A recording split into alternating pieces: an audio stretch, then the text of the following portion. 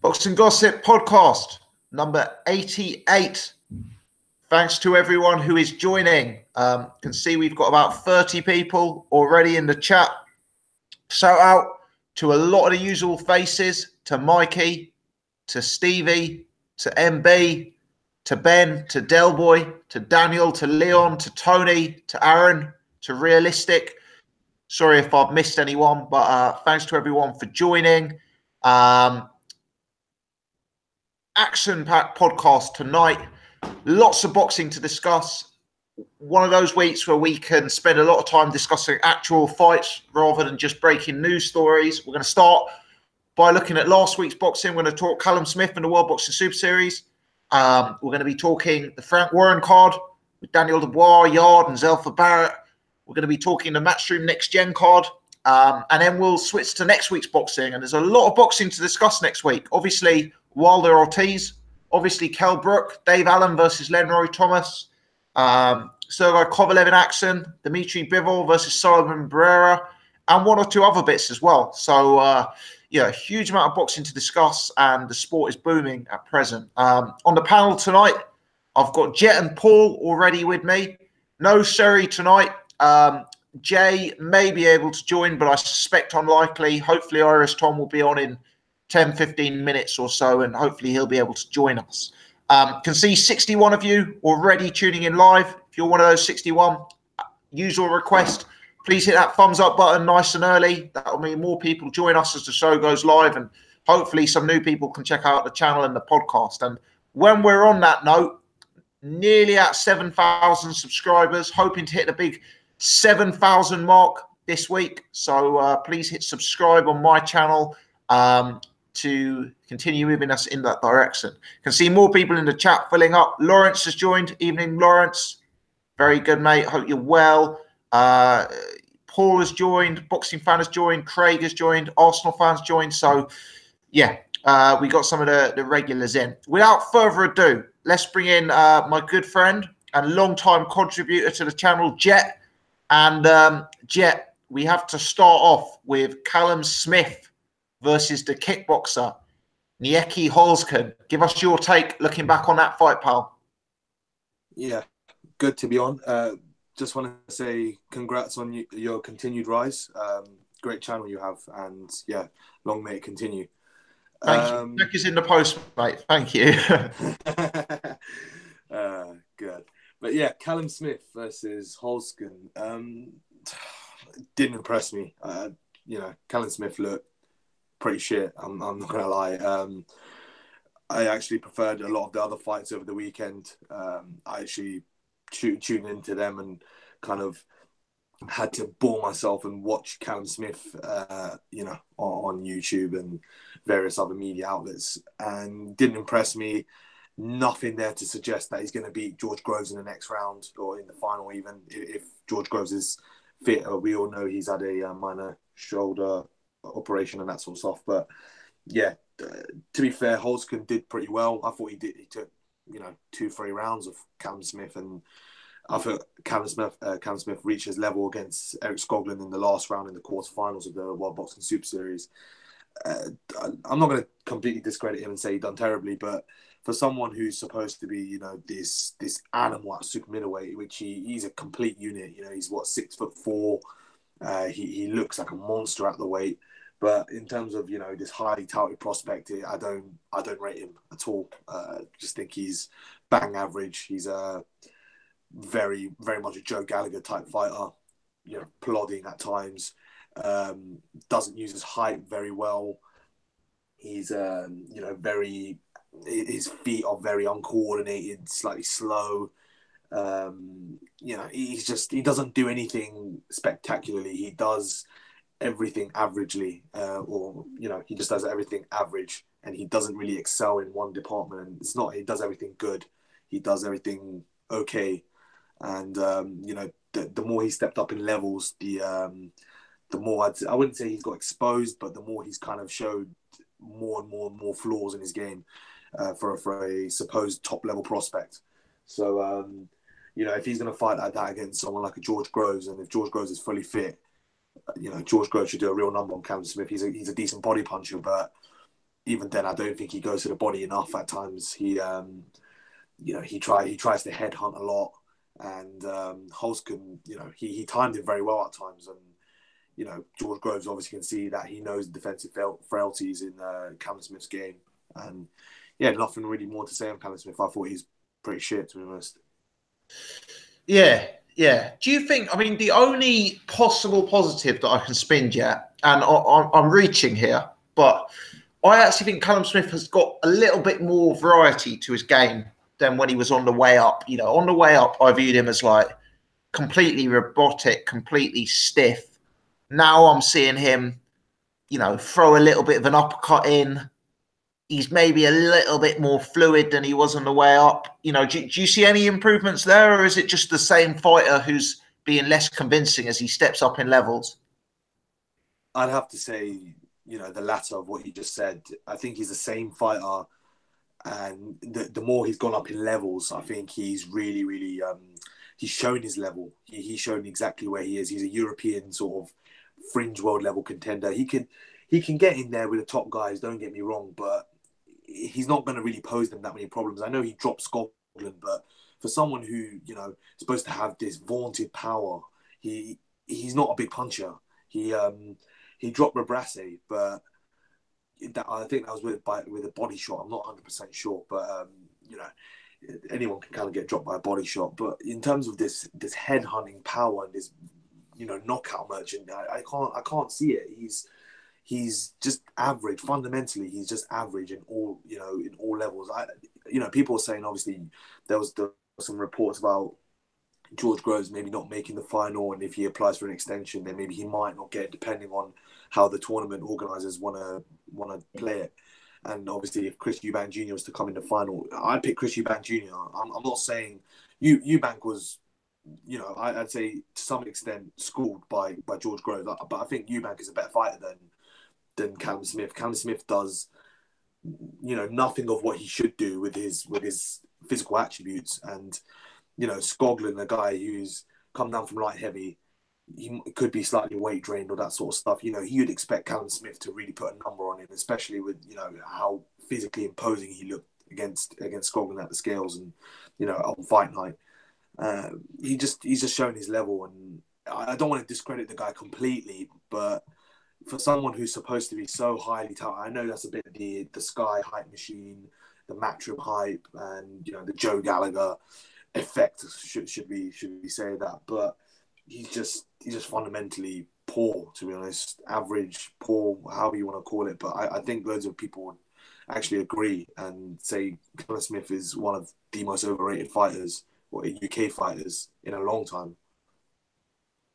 Yeah, interesting. It'll be interesting to see how he does against George Groves, because Groves, is that first time he's stepping up to world level, and I for one suspect he's going to get stopped in that fight. But it will be interesting to see how that pans out.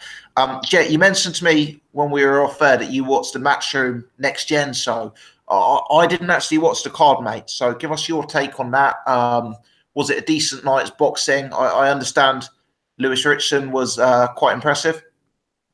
Yeah, that was the main event. It was in Manchester, I think, and I'll be honest, I think he's a crop above the domestic UK lightweights at the scene. Robbie Barrett, Scotty Cardle, obviously beat Joe Murray in one round. Who's the other one? There's Tommy Coyle, Sean Dodd, Masha Dodd. They're fighting, I think, in April, so they're trying to get Ritson another defense of his British title. Mate, he absolutely destroyed Joe Murray. Absolutely walked through him. Joe Murray came out, he was really pumped up and that sort of stuff, and Lewis Ritson just looked calm, composed. He came in, and do you know what it is? It's not his power and that sort of stuff. He has a lot of meat on his shots. He times so well. For a guy who hasn't really got the exposure that he probably should have. He times really well. He picks his punches very well. He's got great selection of punches, great variety. He was going to the body, dropped Murray with a body shot. It looked, from that point, it was over. The fight was over. He looked over to his brother, John Murray, I think, and he got up, but he was out of it. He was almost out on his feet, because that body shot took the wind out of his sails, and he finished it pretty bad. And yeah, that was devastating from Lewis Ritson. A few other fights, but nothing really of note on the next gen card. It wasn't vintage nice work. Natasha Jonas won. I think she won points. There was nothing really that stood out apart from that. I think that was the breakout performance of that night. Lewis Ritson, I think he was, he looked something really good. I think he can go above British level. I think that, not just on that performance, but he looks a real handful for some of the guys at the domestic scene, let alone, maybe just above it. Yeah, I need to check him out. And yeah, a tough night's work for Frank Warren's prospects. Yarde and Dubois probably putting in one of their lesser performances to date. And Zelfa Barrett unexpectedly getting beat. An unexpectedly tough night. What did you make of it? Yeah, Zelfa Barrett versus Ronnie Clark was a fairly good fight, actually. I think it was they said fight of the year, but it was a very, very good scrap. I enjoyed it thoroughly from start to finish. Zelfa Barrett obviously got dropped, and Ronnie Clark looked really good. I think he was just I think he was a bit cuter and he was just a bit smarter and more experienced for Zelfa at this stage in his career. I think Zelfa Barrett's got good skills. I just think I don't know if he's weight drained. He does look a bit of a unit at super featherweight. I think it was at super featherweight, right? 130 pounds. I believe so. Yeah. So yeah, I don't know. He's obviously put out with tweets saying he'll be back and that sort of stuff, and so hopefully he comes back stronger. But Ronnie Clark did really well, and he's a potential banana skin for anyone at 130. For the prospects coming up. I think Joe Cordian is fighting Andy Townend, so that's another good fight at sort of the domestic level at super featherweight as well. Dubois didn't really impress me, to be honest. He didn't really look as sharp, didn't really look as smart and calculated as he normally does. I know he's running through all his journeymen, but normally you could tell there's a bit of cuteness to his game, but he didn't really show me anything different. He kind of, plodded into those into those 3 rounds with Dave Jones, and not plodded literally, but he kind of just coasted through it. He didn't really add anything else that he needed to. So yeah, not the greatest performance from Dubois. Yarde, I think he was in there with a fairly cute journeyman who tried to dance on the back foot and try and just survive, but also just give the odd thing for Yarde to think about. And I think that shows Yarde could be susceptible to a boxer, especially the guys at the top level. I know Dimitri Bivol was actually fighting Sullivan Barrera this weekend, Kovalev, and those guys. I think going up in levels, obviously Kovalev might not be there, but Bivol, someone like that, he could be susceptible to someone like that. Obviously he's got some power, but I think he's very, very small at light heavyweight.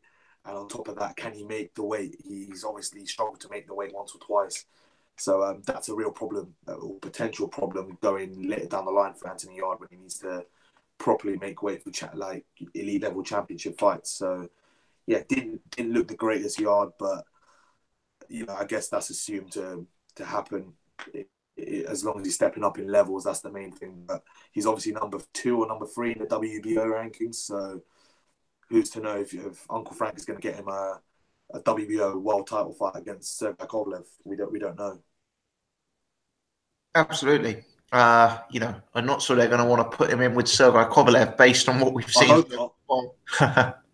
Yeah, mate, I hope not. Do you know what it is? They're better taking their time with him. He's still got a lot to learn, I think. And I don't say a lot, but he needs to fix certain elements of his game if he's going to get in with those type of opponents at 175. So, if I was Uncle Frank, I'd just tone it down a bit, make sure he's, there's WBO bets, don't push him. Well, he's already almost number 1 now, so I think Frank's got to be careful with him. They might even make him the mandatory, I don't know. So, yeah, we'll see.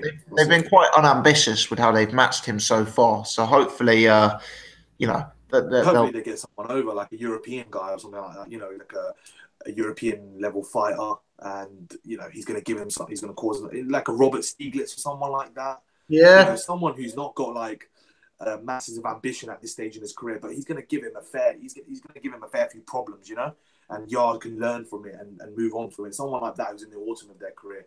So yeah, Completely agree. I don't know. Hopefully, fingers crossed. But I heard a few rumours of Jose Burton next, and I still have quite like that fight, to be honest. I don't think Burton. I think Jose Burton can cause him. I think it's a good test. Yeah, I think Jose Burton can cause him some problems. To be honest, I do think he can cause him some problems. So I guess we'll wait and see. They're calling out. To be fair, they're calling out every name under the sun. But every time the guy, Yarde's team is offered it, something happens and the fight doesn't pan out. So it's a bit frustrating, but I guess that's the boxing politics side. But yeah, hopefully he gets an actual test and we can see how what deficiencies he actually has and what he can work on and what he's good at, what he's actually good at, and that sort of stuff. So we can assess him as a full fighter if he moves up in levels.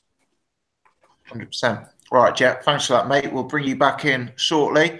150 people now tuning in. So thanks to everyone who's joined with us live. Please hit the thumbs up button if you are one of those 150.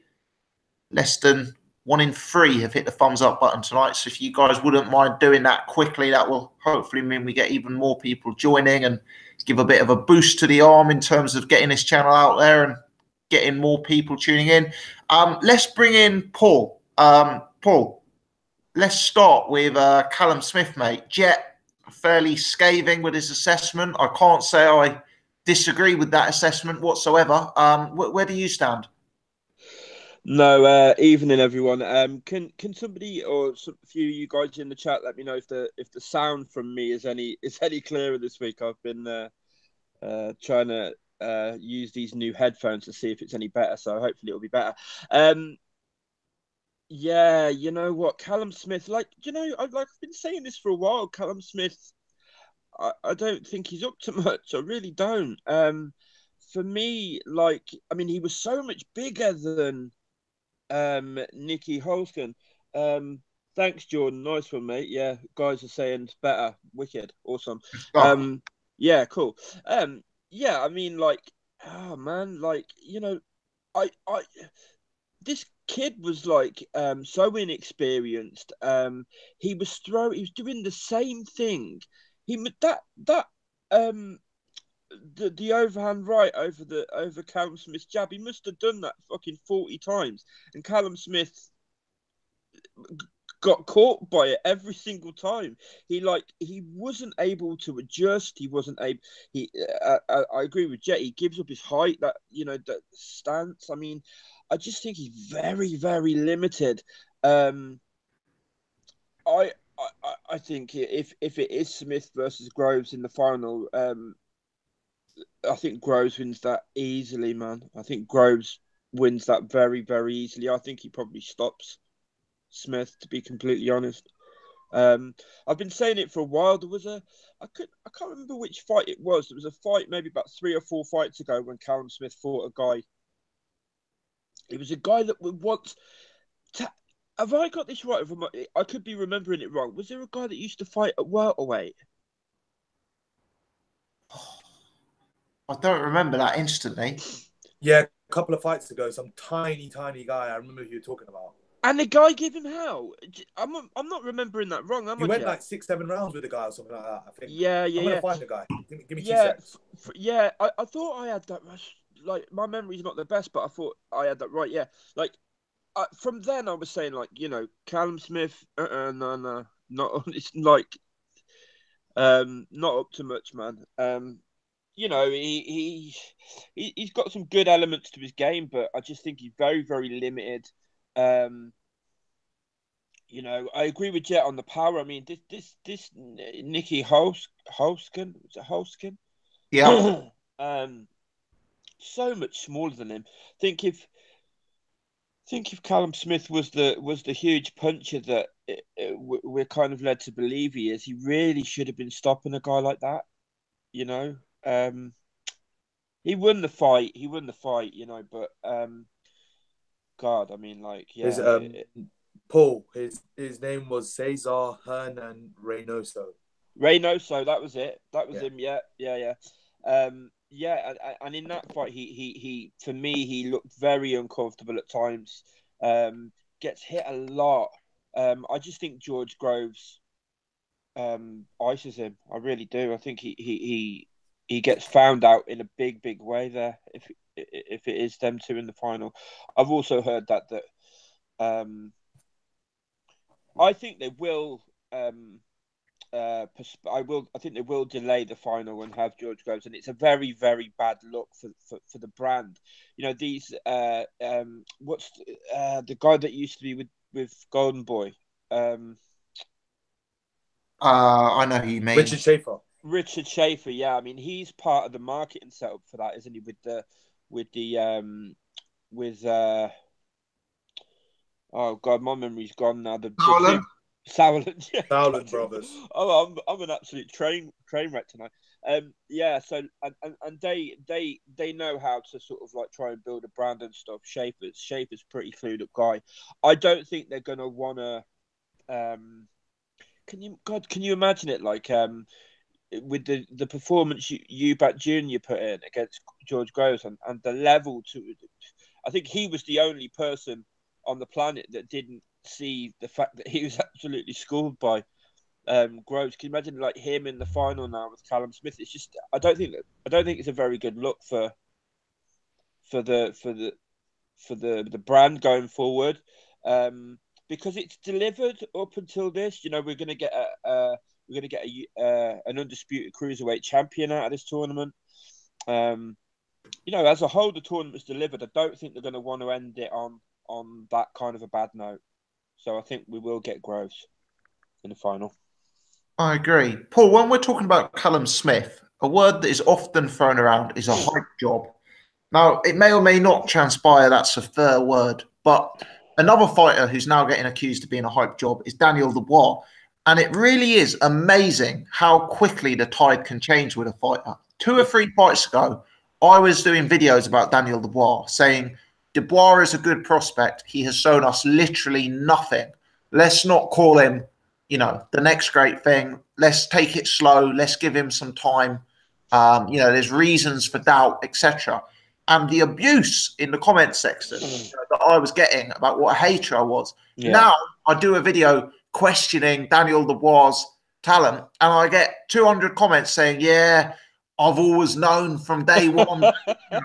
Absolutely amazing. Now, for what it's worth, I'm a bit more middling. I'm thinking it's too early to write the kid off. You know, he didn't look as explosive or as dynamic against a fairly average opponent. But, you know, let's see how he progresses. Where do you stand on Daniel Dubois and his performance on the weekend? I mean, look, I'm kind of somewhere in the middle as well, but in a slightly different way. I think it's too early to tell with him one way or the other. He did look like he struggled with the guy a little bit. I was watching it thinking, you know, because we get this every time, don't we? Like with AJ, it's the same thing. If you didn't hail him as the second coming of Muhammad Ali from the third fight, you were a hater. And look, I don't hate anybody. I just I want to wait until they show me something against a sort of decent level of opposition before I start hailing them as anything. And you know, I mean, I don't know. People are never going to learn. I don't think. You know, like the same thing will be the case with somebody else soon, and you know, it'll go one way or the other. With Joshua, it seemed to, you know, go one way. With other fighters, look at Price, it's gone the other. Dubois, he did struggle, and you know, the one thing that was in my mind, and I don't like this is going to make me sound like a right AJ fanboy here, but that guy DL Jones, I was just sort of like thinking of if that had been Joshua in there with him, even at that early stage, and I think Joshua would have probably just iced him very quickly. He did seem to struggle a little bit. He's inexperienced, I know that. I'm definitely not ready to write the kid off though. That's for damn sure. He's still got some skill. He's still clearly got a bit of power and stuff. We'll have to see. Let's. I mean, I think he needs to be moved a bit more slowly. I know virtually immediately after that performance, the White Rhino was on took to Twitter calling him out and stuff, which I just think is like, as soon as you look a little bit, it's almost like vultures in it, when they're swooping above, and you're seeing it has his heart stopped yet because we can swoop down now. It's kind of like, people kind of like hone in, and I think Dave Allen honed in a little bit. I think that's probably a little bit a bit too early for Dubois, to be honest, Dave Allen. Yeah, I would say so. I mean, I think that's a realistic fight in 2 or 3 fights' time. But maybe, the guy's only, 20 years old. I mean, there's just no need at this point to elevate him to that point. But the problem is you create a rod for your own back when you call him the best puncher since Mike Tyson, don't you? Which is what their promotion has done. A tough night in general for the Warren prospects. Alpha Barrett, who was viewed by many as a future world champion, taking a loss, and Anthony Yarde putting in one of his less inspiring performances, so we say. The Yarde fight is the only one I haven't seen. I've been really busy the last few days. It's the only fight I haven't seen yet, the Anthony Yarde fight. I wanted to get it watched today, but I only got back 10 minutes before the podcast was due to start. Alpha Barrett, I mean, I've got to be honest, Alpha Barrett, I had a little bit of a look at him a couple of weeks ago. I didn't think he was awful, but I didn't really see what the hype was about. I didn't really think, wow, this is like, that's not what I saw. And then, I think I don't think he's what people are making him out to be completely honest. He's got some skill and stuff, but he was just he was outworked. He was out. What's the guy? Ronnie Clark, was it? Ronnie Clark, yeah. Ronnie Clark, yeah. Seemed to beat him to the punch just about all the time. He was seemed to become very low output and stuff. I wonder if he might have been a bit drained as well, because he does look like he's a big guy for. I mean, like, what height is he? He's tall. How tall is he? Does anybody know? Let me box rec it a second. I don't know the answer to that. Yeah, he does look like a big unit at the weight, definitely. Yeah, so it may be something like that, and I maybe I'm wrong. Like, I definitely concede that I don't always get stuff right about prospects, but I just didn't. Oh no, I don't know how to spell it. It does. Did you watch the NextGen card, Paul? What were the fights? I didn't actually watch it, mate, but I think Lewis Ritson was the main event. Oh, no, sorry, I haven't seen that one yet, no. Good stuff. Okay, well, before we move it on, have either of you two got anything more you want to throw into the mix about anything from last week's boxing and any of the fights or any of the fighters? You see the Estrada? Yeah, Estrada, Rungvisai, that was a great fight, man. Do you know what? Awful. I haven't even seen that one. So I know the result, but I haven't seen it. So yeah, sorry for slacking. I'm slacking. Yeah. Yeah, slacking, man. BG, your checks in the post from Uncle Frank this week, not from Uncle Eddie. Give us your take on the fight then, guys. BG's a small boxer hater. He's a lower weight class snob or something.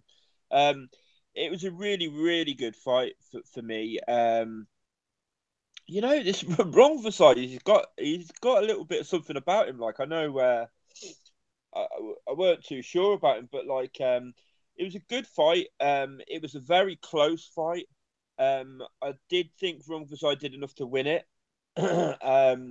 I thought he lost that first fight against Roman Gonzalez. I thought Gonzalez won that first fight.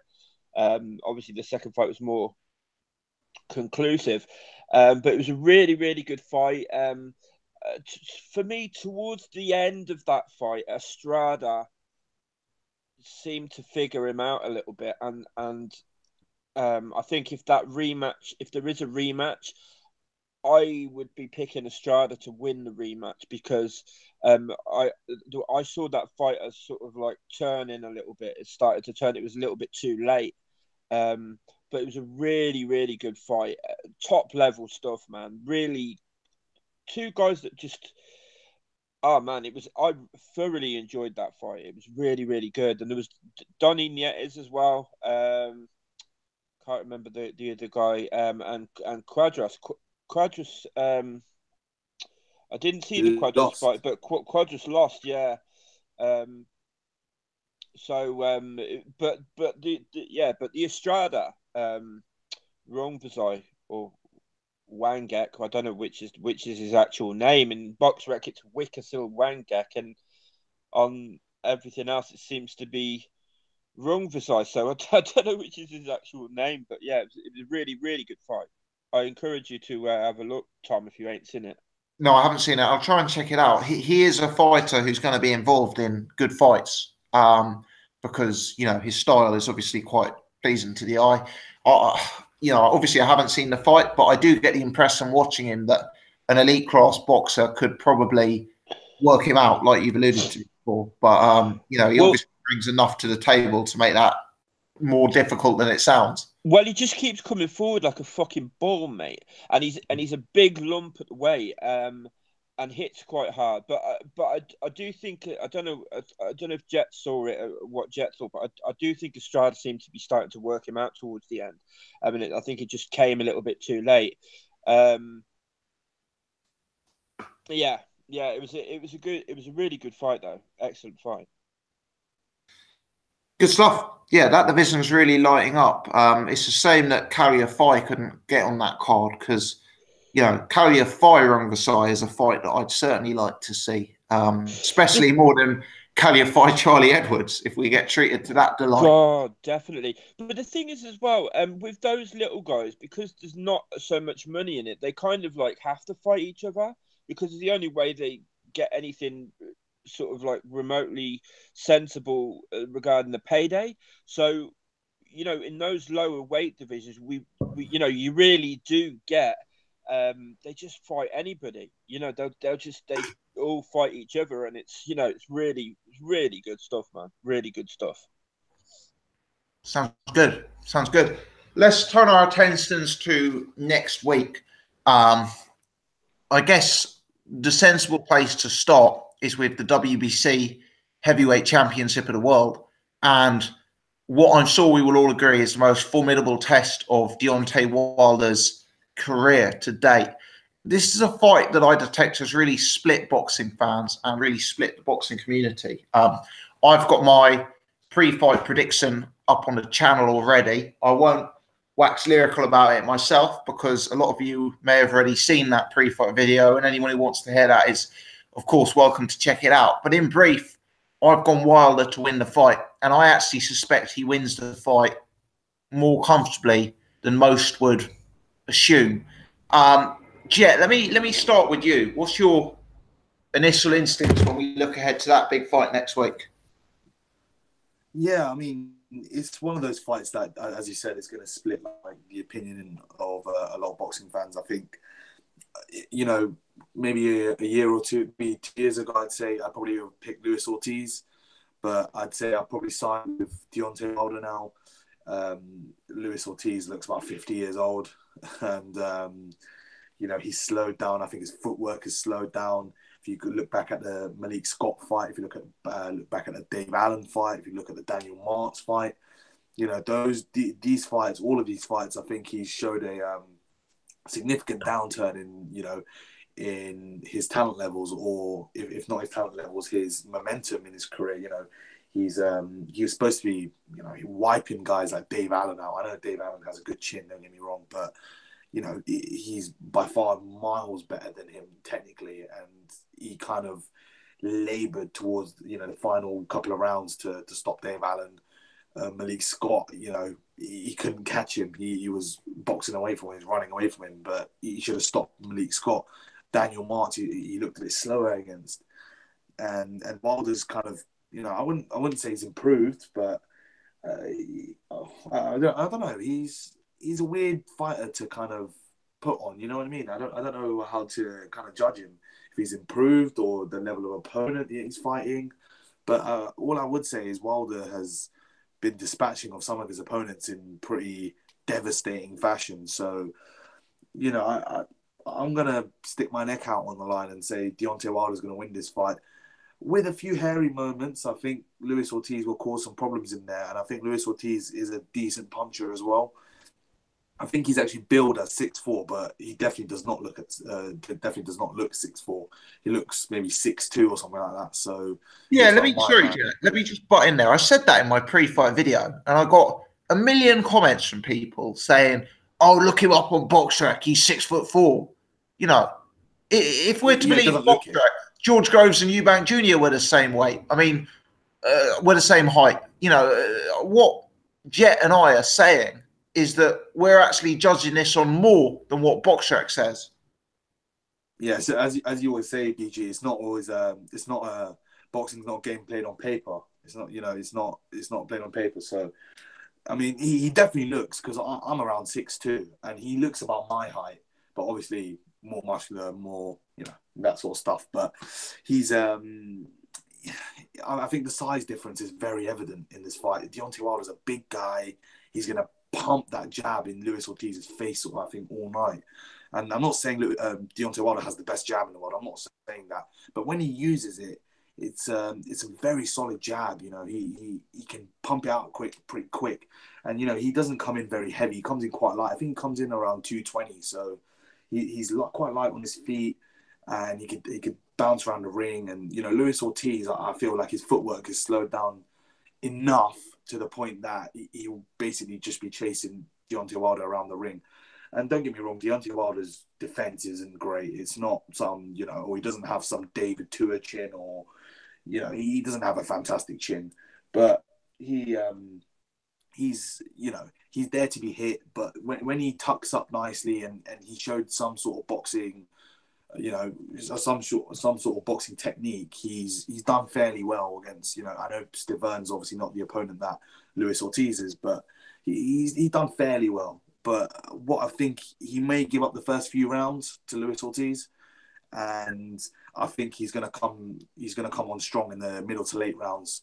I think it may be similar to how it was against Arthur Spilka. I don't know if he'll struggle as much as he did against Spilka, but I think that the fight may follows a similar-ish trend. But I'm going to pick Wilder by KO or TKO, and I'll stick my neck out on the line and say that. But Luis Ortiz is a live fighter, and he's in there with a live chance.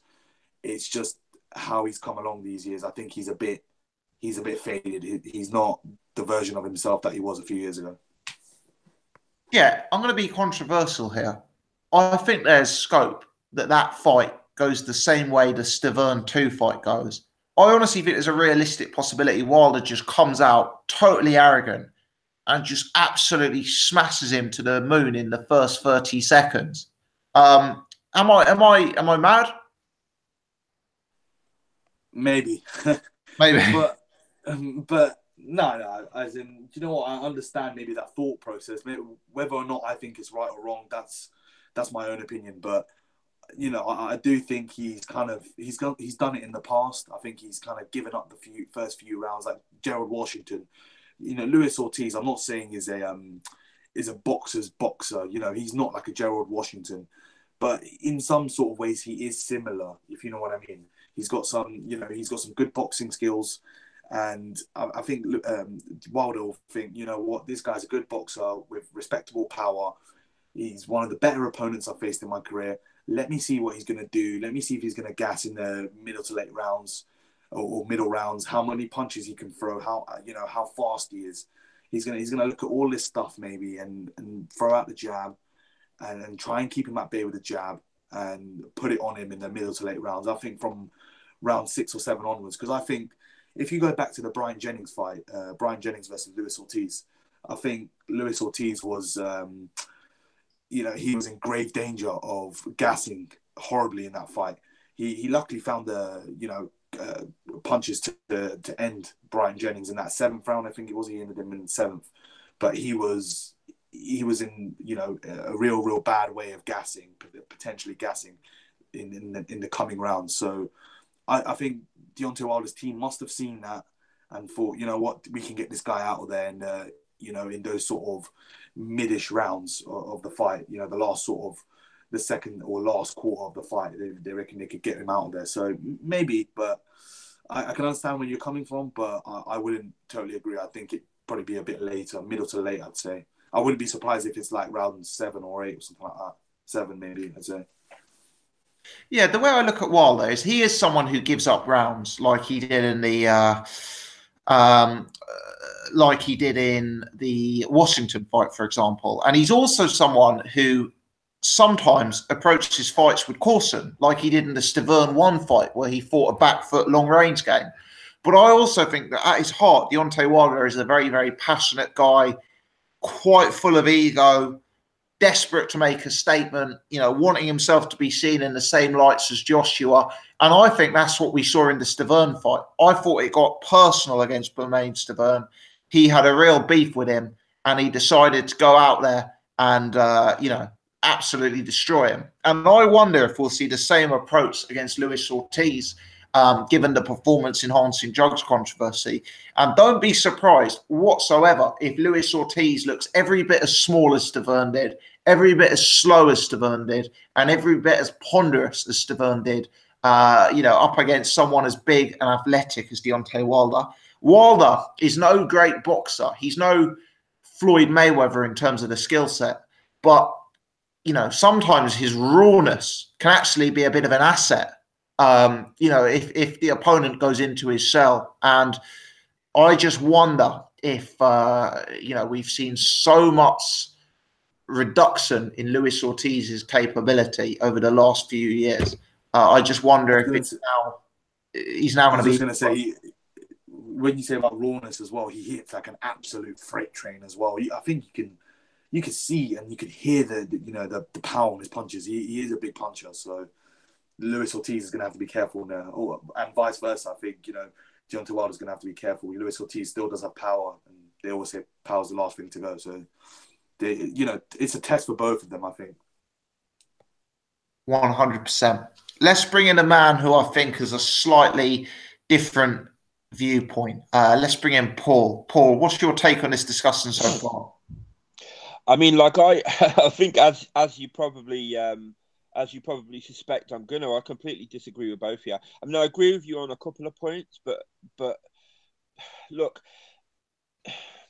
the first thing I want to say is, look, I don't dislike Deontay Wilder. Before I start getting called a hater or whatever, props to him for taking this fight. This is not a mandatory. He didn't have to take this fight, and so I've got respect for him for taking the fight. I think there might be something in what you're saying about, the way he approached the Stavern fight and just came out. What I think you guys are maybe forgetting is 350 amateur fights. What I think you guys are maybe forgetting is, Spilker was outboxing Wilder. He was making him look very, very foolish. Brian Jennings beat Spilker, and coming off a fight with Klitschko in which Klitschko couldn't put a dent in him. Luis Ortiz absolutely destroyed him. I'm not sure what Jet was basing the sort of was about to gas or whatever. I mean, the thing with Ortiz is he's quite deceptive. He looks like, and he is slow. He's don't get me wrong, he's not the most athletic guy in the world. His game isn't based on that though. He doesn't have to the thing is, I mean, he's a counterpuncher. He's a guy that is so well schooled that he knows where he needs to be and he's already there. He doesn't need footwork to get in and out. And I think somebody I've said from quite a while ago, I can't remember which fight it was. It was the one where in the podcast afterwards, you, Tom, were talking about the way Wilder moves back, throws his arms in the air with like a volleyball player. I mean, like during that podcast, we were talking about about Wilder, and I said then I thought the first time he comes up against anybody with good counter punching abilities, good hand speed, and good timing, I think he's going to get iced. And I think there is something in what you're saying about Wilder may come out. I think Wilder is a guy that's got a lot of confidence. I think Wilder is a guy that really does believe in. He believes in that power, man. He believes in that power, and with good reason. He's got a lot of power, and is it impossible that he will just come out and ice Ortiz? No, of course it's not. I think if he catches anybody with that right hand, they're probably going to go to sleep. I think what's much more likely though is that Ortiz, he tries that and Ortiz just counters him and absolutely destroys him. I'm picking Ortiz to win this fight. I think the heavyweight title changes hands this weekend. I think Ortiz just on so many levels is just so much better than Deontay Wilder. When you look at the two guys, I know Ortiz is older. I'm not as confident in this pick as I would have been. Jet kind of agree with Jet a little bit. He has lost a step. I don't think it's massive amounts the way people think. He's never been a guy that was, he was never a Roy Jones Jr. type fighter. He's always had that kind of style. I think he has lost a step a little bit. Some of the in the Malik Scott fight, he kind of like smothered his work a little bit in a way that he didn't 4 or 5 fights previously, and so I think he has lost a step, but I think it's not enough of a step, and I don't think his age is enough of a factor to kind of like negate the vast fucking level in skills difference between their skill level. I think like Wilder, like, this is a man that falls over regularly, not because he's been hit, but because his own shit balance and shit fundamentals and poor accuracy cause him to fucking miss and fall over on the floor. He's absolutely awful. What has got Wilder through 40 fights nearly has been that power, and has been very, very well matched in an era that, let's be honest, is quite weak for heavyweights. This heavyweight era is quite weak.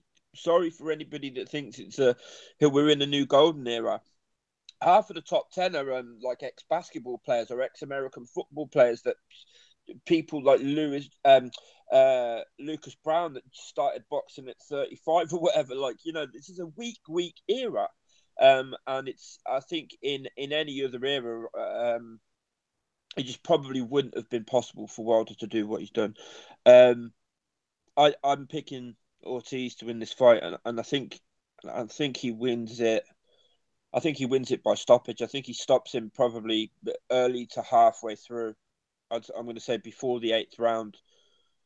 You know what, Paul? I think you make some sensible points. I do think that Luis Ortiz has very substantially declined. And I think there's 2 potential reasons for that. But I think I was one of the first people on YouTube to make a video about Luis Ortiz.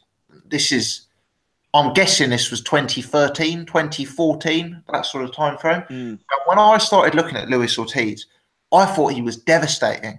I thought he was one of the most explosive fighters I've ever seen. Yeah. I remember watching that fight against Latif Kiyodi and just thinking, like, what on earth is that? This is a guy who could destroy Klitschko, etc. The Ortiz I'm seeing against Dave Allen, Malik Scott, Daniel Martz is slow, is ponderous, is loading up on one-punch hits. Now, there's 2 things. Number one, there's a lot of controversy about his age. Maybe Father Time has already caught up with him. Number 2, I know he's got his excuses. Ortiz is someone who has had controversies surrounding performance-enhancing drugs. Maybe the Luis Ortiz we're seeing now is a clean Luis Ortiz, and maybe he looks like a lesser fighter than he did for previous fights where he has factually failed tests. I don't know, but the Ortiz I'm seeing is the worst Ortiz I've ever seen. and the Wilder I'm seeing is the best Wilder I've ever seen. I mean, like, you do make good points, and like I just recorded my prediction video. It would be up on the channel later tonight. And I allude to this on there. Like, you know, those 2 points are good points. Like the age thing may be a factor. The PED thing may be a factor. This could be the first clean Luis Ortiz we've seen in a while. Who knows? Those things may come into play. They may, and those are the reasons I'm like my prediction is a lot less confident than it would have been a couple of years ago. I just think I don't think Wilder. I don't think this is the best Wilder. I mean, like Wilder is still doing. I mean, look at the Gerald Washington fight. Go and look at that. Look at that stoppage again. I mean, like. I know Washington was hurt and everything, but the point at which the ref stopped it, Wilder wasn't even catching him with anything. Wilder was just swinging like, you know, that is something that he's been doing forever. The one thing I have seen that's improved is his jab. In the Stavern fight, his jab had improved for me. It looked quicker. I know that's probably, I think, you know, like the fact he's coming in a bit lighter. Even lighter than he was before is probably part of that. It looks quicker, it looks hard, it looks accurate. That's an area I do think. I mean, Mark Breland, his trainer, had a fantastic jab. That may be a reason for that. One of the reasons for that. Look, I don't. But other than that, I don't think he's improved very much. I don't think there's still things that he's been doing for 40 fights that he still does. That jumping back with his arms in the air, go and watch. I know it's a very short piece of evidence, but that Stavern fight, a couple of the punches that Stavern actually tried to throw, Wilder even did that then. A slow, God, fucking ghost of the main Stavern. He did that thing where he jumped back with his arms in the air again, chin high. I mean, it's. I just think if Luis Ortiz has got 75% of what he had, I think when Wilder does that, it's going to be very easy for Ortiz to step in, get onto the inside, and just pepper him. And just, I see this as. I don't even see this as a 50-50 fight. I see this as like about a 70-30 fight in favour of Ortiz. I could be wrong, but that's the way I see it. Wow. Well, it's good that we've got some opposing points of view on the panel. I guess it at least causes, a bit of good, healthy discussion. I'm going to bring in Irish Tom. I can see he's joined. Irish, how are you doing? Irish, you're on mute if you can hear me, mate.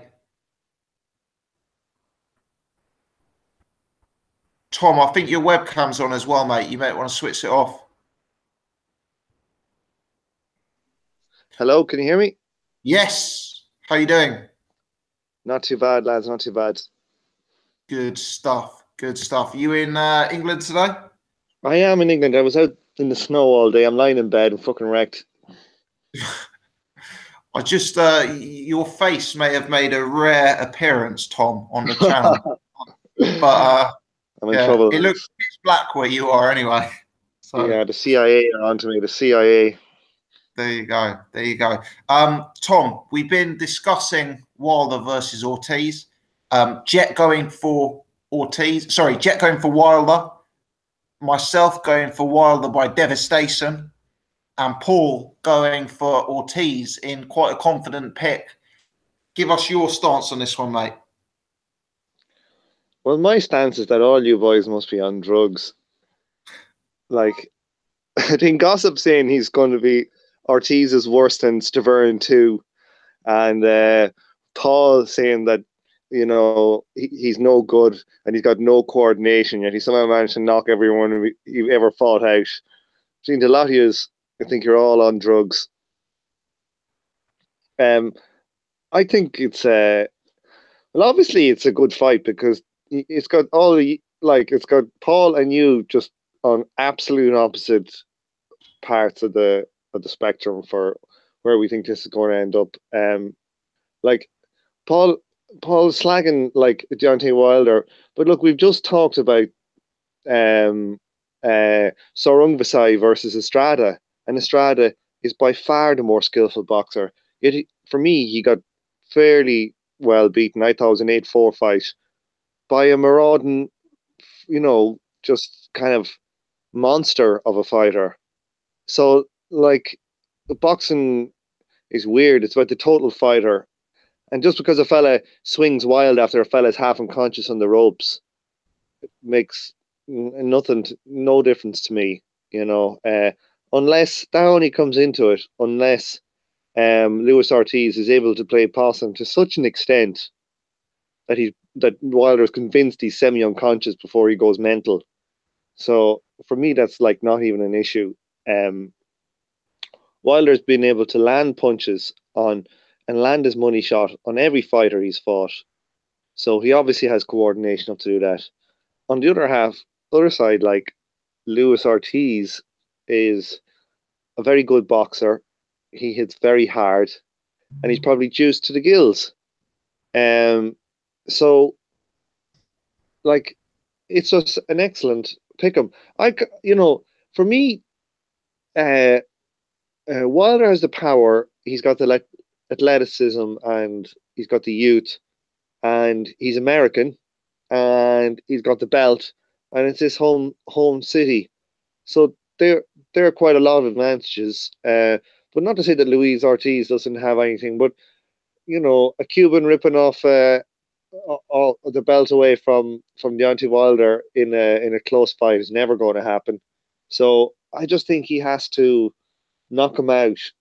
But I wouldn't be surprised if this fight goes a similar way to the first of Earn fight. I think for me the most likely outcome is Deontay Wilder on points. I know I'm probably the only person in the world saying that. I don't know what odds it is, but I see it like a Stavern one, maybe a lot closer. But it's just a good fight. I kind of head says Wilder, but I certainly don't see like the deterioration you guys are saying. I see I just don't see that level of deterioration. I think he probably has got a little bit worse, but I just certainly don't think he's like fucking Stavern now. Like God Almighty, he's a quality fighter. He's a top. Can you not see the deterioration though, Tom? I mean, I don't know if you've. I don't know whether you have or you haven't followed Ortiz from the start, but if you look at early Luis Ortiz and see the way he handled people, and then you watch his performances against Malik Scott, I mean, how can you not? It doesn't even look like the same fighter in there. But I don't know. Like, it depends. Styles makes fight, Gossip.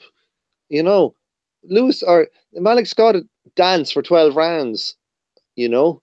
And he made it difficult for him to close. But like, look at the Dave Allen fight as well. Like, he bet the shit out of him for 8 to 10 rounds. Like, he literally bet the shit out of Dave Allen. And Dave Allen is actually not a dancer, but he is fairly slick defensively.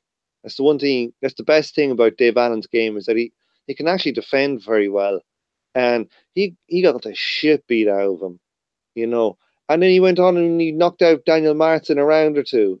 The same fighter that how many rounds did it take Joseph Parker to knock out? I think Parker knocked him out very early, mate. Yeah, I think did they both knock him out in the same time? Probably, yeah. Yeah, so it's like, and the thing is, Parker stopped Martz, but Luis Ortiz left him face down, unconscious, on the floor, right? So if we were to compare Joseph Parker's performance against Martz versus Ortiz, we'd say Ortiz was better.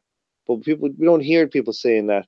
Like, they do say that power is the last thing to go, and Ortiz is a boxer with power. So, like, to think that he's like a shot Stavern, I just think is very wide of the mark. Not to say Deontay Wilder hasn't got the power to knock him out. Look, Deontay Wilder's got Tommy Hearns type power, it seems to me. Look, Hearns knocked out a legend in Roberto Duran in 2 rounds. So even legends can get iced by somebody with physical attributes that are suited to them, and that don't suit the person's style. So I think that's one thing to say, is that Deontay Wilder is going to be 4 or 5 inches taller, and he's going to have. I think they have the same reach, but I'd be very skeptical about that. Yeah, same. You know, I reckon Deontay Wilder probably has at least a 2-inch advantage, reach advantage, and he's probably Ortiz has got an inch longer reach. So, Tom, who are you According picking? to what, though, Paul? I disagree with that, mate. That's box rec bullshit, probably. I don't see that at all. I don't know. You look at Ortiz, he does look like he's got a hell of a long reach. He's got long fucking arms. I know Wilder has as well.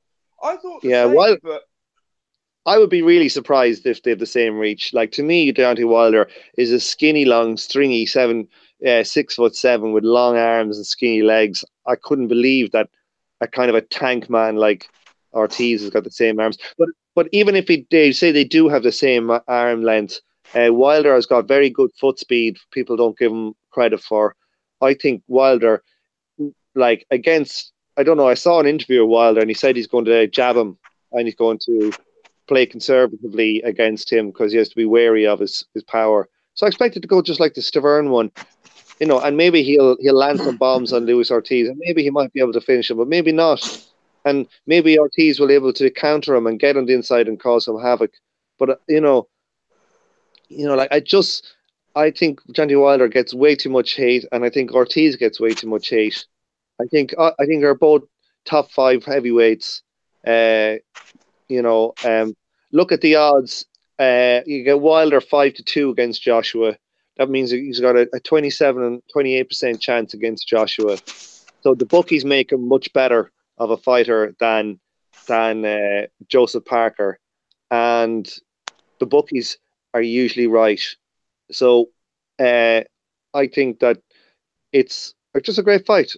I'm nearly thinking of getting up in the middle of the night to watch it, but I fucking hate doing that. Well, Tom, just to come back to a few of your points, the first thing I'd say, for Deontay Wilder to win on points, you're getting 5-1 if you shop around. So there's a good bit of value there. The thing with your point about Daniel Martz, no disrespect to him, but I think Daniel Martz is at such a low level that it's very, very hard to make assertions about Ortiz's current capability based on that fight. Because, frankly, I suspect I could pick some novices who could dispatch of Daniel Martz in a round or two.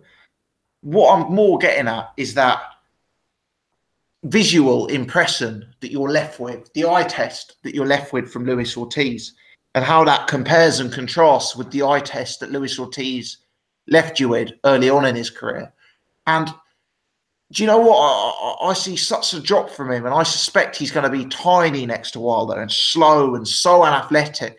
I just think Wilder's going to be teeing off from range. And, you know, I disagree with the stats on BoxRec. I think Wilder has got superb ring coverage and superb length. I think he's going to be hitting him from well outside Ortiz's range, and Ortiz is going to have to be trudging forward slowly trying to get in.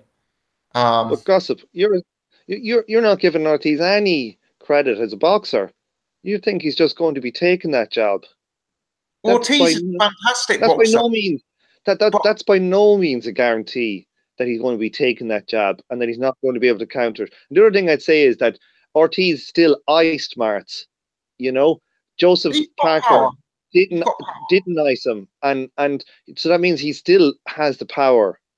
And all he has to do is, you know, we haven't seen Deontay Wilder take elite power. That thing about Martz, you know, for me, that's a red herring. You know, Daniel Dubois iced darts, Anthony Joshua didn't. You know, it's a bit of a. But he didn't ice him. They didn't ice him. None of the guys that Dubois stopped were left unconscious, face down in the ring. My point is, Tom, that they both. Of them, Joshua didn't do that to anybody. Carter was, I think.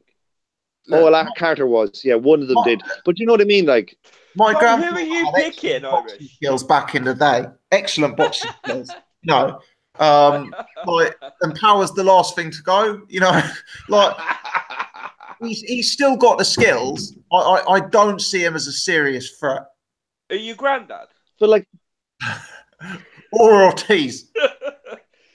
Irish, who are you picking? I want to know because you're sitting on the fucking fence here again. I think ever since that fight, he hasn't made a pick, has he? He can't stop himself, can he?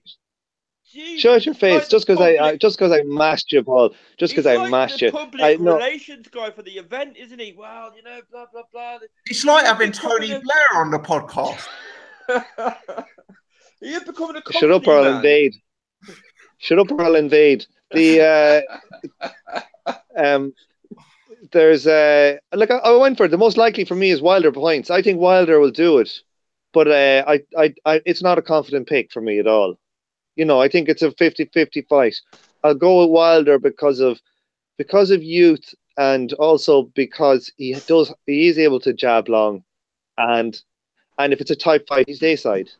So that's the way I go. But I will not be surprised if Luis Ortiz knocks him out. But Wilder for me. We may have just witnessed a Glowacki moment on the podcast. That's all I'm saying. What? Wilder on points. What?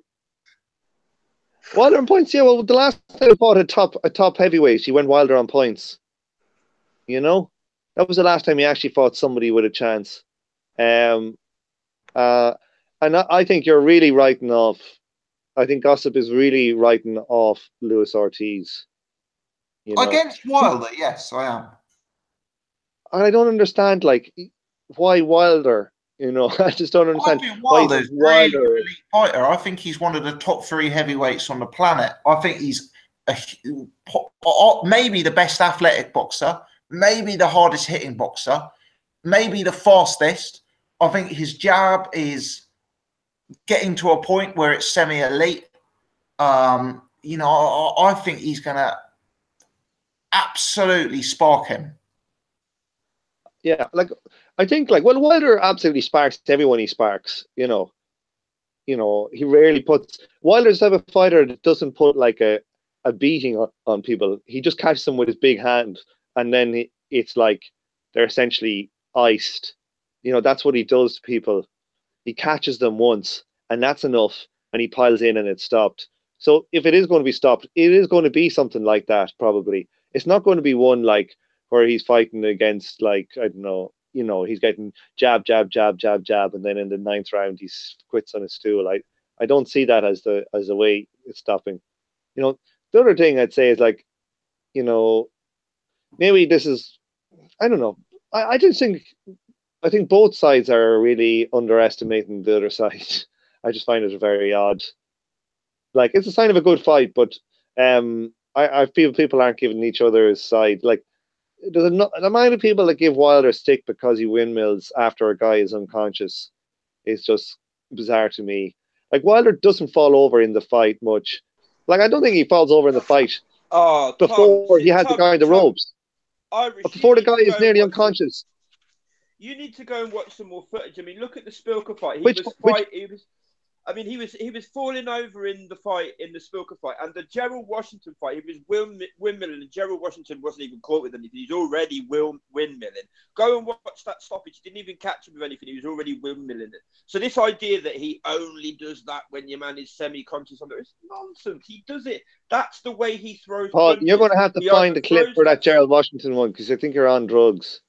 No, well, go and find it. Go and find it. And if there's any honesty in you, that you'll come back and you say, I will watch that fight again. I'll watch that fight again. I'll be very surprised. Like, he obviously is a fighter that's more he's more of a fighter than a boxer. But look, Wang Zaxil, fucking Sarungvasai has got another bit on his name called Rodarnil now or something. I don't know what's going on with his fucking name. I don't know. One the time you see it written down, it's Wikasil Wangek. The next time it's a fucking Srisiket Sorungvizai. I think the full one is Wangek, Wikasel Wangek. What was the other one you said? Oh, the bit before Sorungvasai, and then it's like Srisiket Sorungvasai. Someone said to me that one of them's the trainer's name. That was what one person said. Like, Wangek's the trainer's name. For some reason, that's but I don't know. It's fucking mad. But like, watch that fight against your man Estrada. A great fight. But like, Yeah. like some of these fighters are like they're kind of athletically gifted, but kind of clumsy looking, but they still have technique. They still know how to apply their athleticism. Yeah. They can be smart, Wilder's but not kind one of of them. not very coordinated. Well, he obviously is, Paul, because he's able to No. land his money punch again, again, and again. But look at the people he's fought, Tom. Come on, man. Jesus. But look, he's fought lots of top 20 guys, and all these other guys aren't stopping them the same way. They just don't stop them the same way. And I think if you put Wilder's last 10 guys in against Joseph Parker doesn't stop fuck all of them, but he ices them all. Well, so he's obviously got something. Nobody suggesting he hasn't got power. But what I am suggesting, but he also has the ability to land power. Been in with anybody that is technically astute enough to be able to deal with it and make sure he don't land on them. I mean, look, what's his name? The Axeman had power, awesome power, fucking knocking everybody out. He goes in with Lomachenko and he gets absolutely spanked because he couldn't land it. You have to land it. Paul, yeah, but he lands them. I agree with your comments about the windmilling. In fact, that's probably my biggest concern about Wilder, because I think that is a negative. Let me ask you, do you think there's a small potential that Wilder is the heavyweight equivalent of a Chris Eubank Jr. in the sense that he looks absolutely devastating when he's on top of a fight? When he's winning in brutal fashion. But do you think the first time he steps up with an elite boxer, essentially the skills are going to be exposed and there's not going to be a plan B? Because I can see that as a rational argument. I don't think that will happen, but I can see it. Well, I think it's quite different. I think it's different because your man, was it just me or Paul? Sorry. I asked Paul. Oh, sorry. Fire ahead, Paul. I thought it was me. Yeah, pretty much. I mean, I just don't think any of the guys that he's been in with, even Bermain Stavern, like, have been. Who's the only elite boxers he's been in with? I mean, there's been no elite boxers. The only boxers he's been in with is guys like Spilka, who... Paul, I have a question for you, Paul. Hold on, let me finish a second. Let's be honest, was outboxing him, and he used this get out of jail free card. He fucking iced him with a shot, which nobody is denying he had. But look at Spilka since that. Spilka's just been iced by that other pole. Yeah, I mean, like, I just don't think he's been tested yet by anybody with the skill level anywhere. Yeah, Adam Kaunaki, yeah. I don't think he's been tested by anybody with the skill level anywhere near Luis Ortiz yet, and that's what I think. And I've been saying since quite a few fights ago that I think somebody with counter-punching ability and power will catch him when he does that stupid jumping back with his hands in the air, and the way he's so uncoordinated. I just think he's going to get caught. I just think he's going to get fucking caught. Well, I've got a couple of things to say there. Like, one is he's not a Eubank Jr. equivalent, because Eubank Jr. never had power. So when he went up against the top guys, he had no hope, because if he had been outboxed, he couldn't land a punch. So Wilder always has that. Even if he goes in against a really slick boxer, he always has a chance of knocking them out, which Eubank Jr. doesn't have. Then the other thing I would say is, I'd like to ask Paul a question.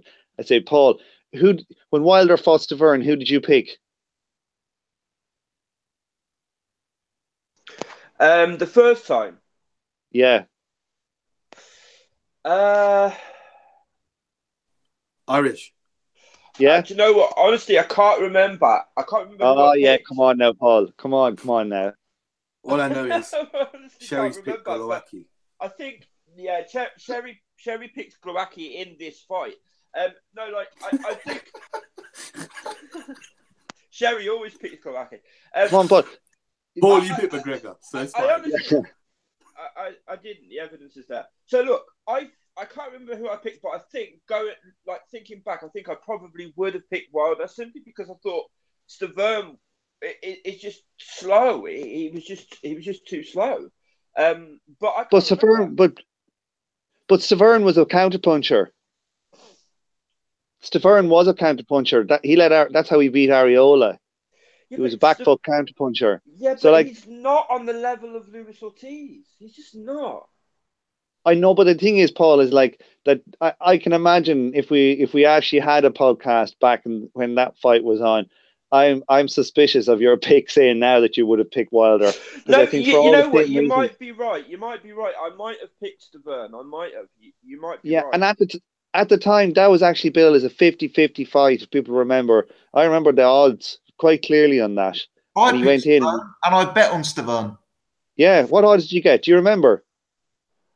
I think I might have got 6-4, but that's hazy. You know, it was a tight fight. I think Wilder was like 1.9 or something on Betfair. Yeah. And it might have been 2.1 or something like that. But like in that fight, like that, and you just had to go back and listen to the podcasts that were going at the time. I remember I found some of them, and people like before that, people were slagging Wilder so badly, saying he was useless and he was going to get done in, and he schooled him. So you know, we've just had. I think Ortiz is a much better fighter than Stavern. Don't get me wrong, but people said the exact same thing at that time. But I just think there's levels. I mean, like I don't really like that saying, but it's true. There are levels, and I think when a guy is so much better as far as boxing skills in a boxing match, I think the writing's on the wall. I really do. Well, I think that overlooks a lot of stuff. Like this week alone, like I've watched Estrada versus Sorungbasai, right, where the best boxer got clearly outfought. I've watched Cotto against Margarito 1, where the clearly better boxer got outfought, and I've watched Margarito versus Martinez, where the best boxer got his clock cleaned. But hold on a minute. Cotto Margarito 1 was the one where he had the paving slabs in his No, it's not. No, that wasn't one. I'm pretty sure it was. No, it wasn't. It wasn't.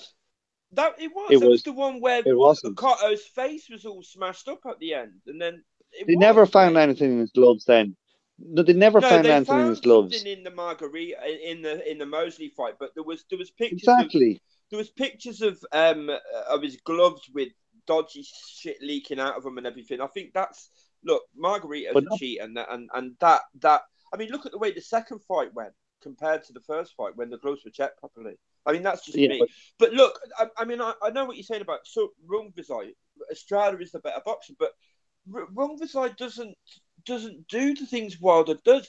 I'm not sure there's another fighter that is kind of like known to us all that does that stuff that Wilder does. Like that falls over himself, that jumps back with his arms, like just. Well, you only have to go and look. It's a different. If you want to talk about classic fighters who did shit like that, go look at Naz. Naz did the whole lot of it. Naz went back with his chin in the air, fell over, got knocked down multiple times, was all over the shop.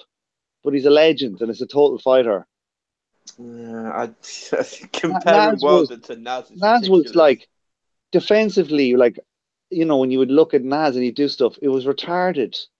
His reflexes were very, very good, though, Naz. His reflexes were very good. His footwork was good. He was quick. And he had, he had elite power. Well, I'm not saying Wilder is Naz, but I'm just saying it's like, just because somebody makes basic errors is not enough to write them out, you know. Well, we'll see. I just, next week, I'm hoping you are all here.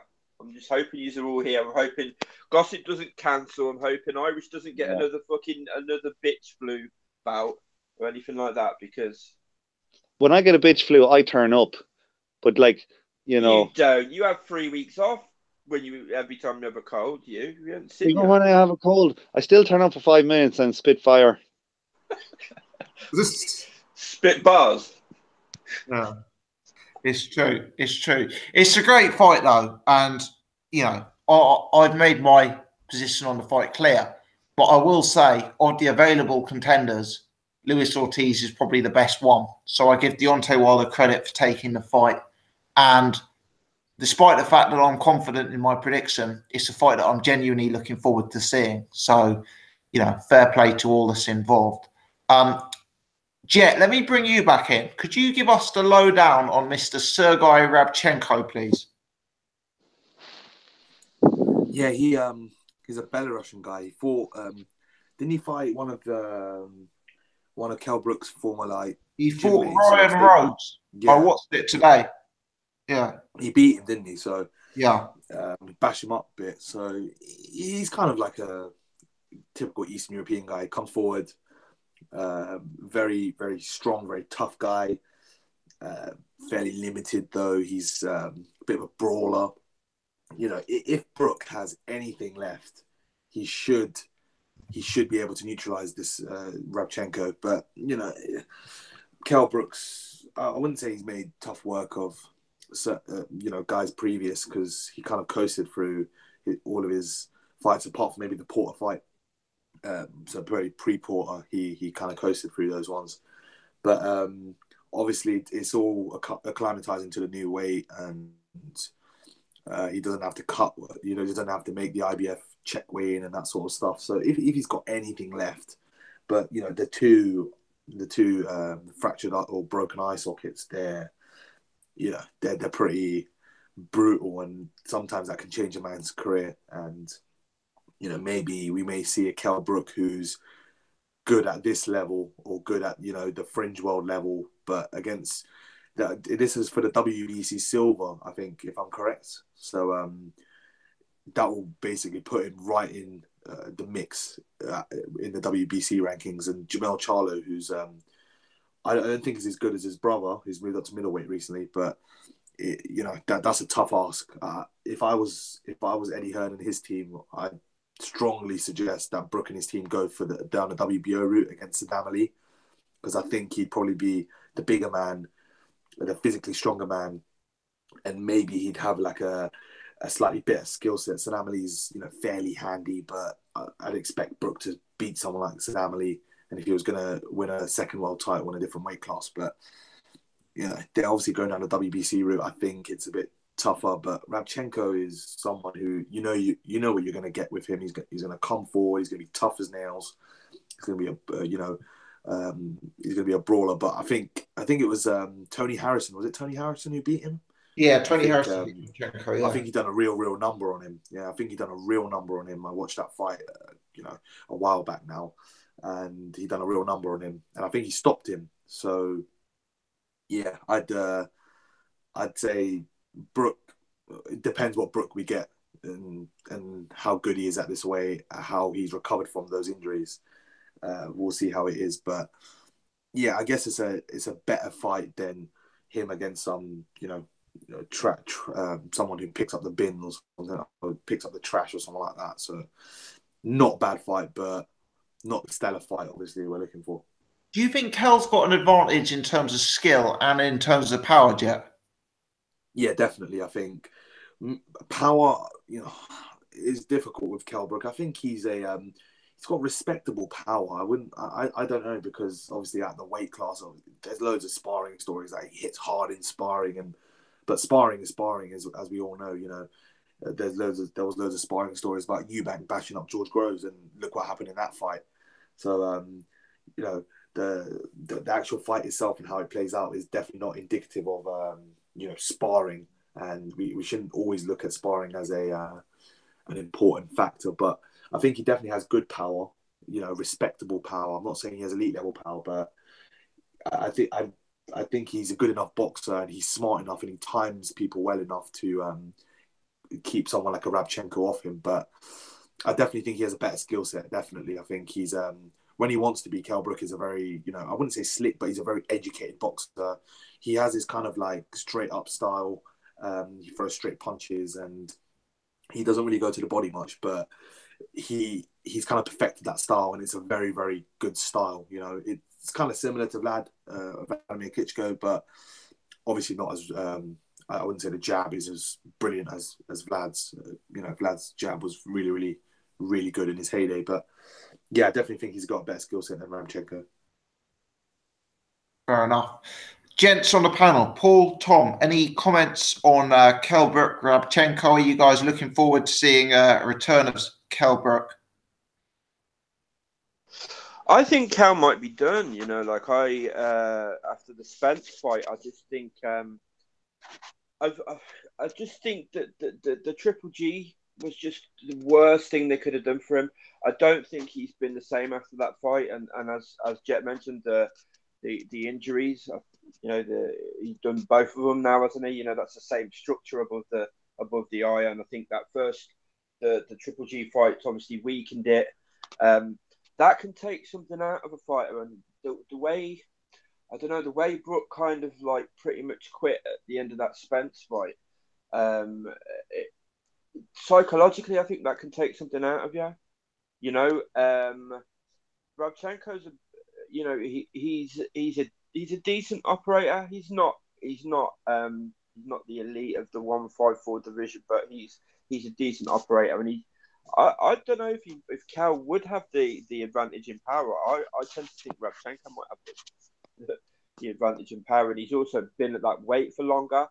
Like Jet says, if Brook looks good at the weight, I mean, there's a school of thought that says that, you know, he was struggling to get down to 154. Maybe we've seen it before. Look at Carl Frampton when he moved up. Carl Frampton for me looked even better when he moved up because he was struggling to you know, make weight before. That could be the case, and Kell might come out and look great. My gut tells me he might be. I think we may have seen the best of Kell Brook. You know, Porter sort of time. You know. I hear what you're saying on the psychology. I mean, he certainly lost the undefeated fighter thing. And to be honest, if you'd asked me 6 months ago, I'd have probably agreed with you. But I did a video on the channel maybe 2 months ago now where I rewatched Kell Brook Spence. And I was amazed rewatching that fight, how much I'd forgotten about the success Kell Brook had with Errol Spence. You know, if you watch the first half of that fight, Kell Brook is not only winning the fight, but it looks like he's pulling away. And, you know, he's actually really getting the better of Spence until he gets injured and his gas tank empties and Spence's bodywork pays off in the second half of the fight. You know, based on the success he had against Spence in the early half of their fight, I still think Kell Brook has enough left in the tank to beat world-class level fighters. I mean, I think he'll beat Radchenko, but I'm not sure that he has. I'm not sure I agree with that. I'm not sure that he has enough left to still compete at world level. I'm just not sure about it. I'm not sure he doesn't have it, but I'm not sure. My gut kind of says that, you know, that psychological damage may be lasting. We'll see. I hope not, because I like Kell Brook. Okay, interesting stuff. Tom, have you got anything to add on that one, mate?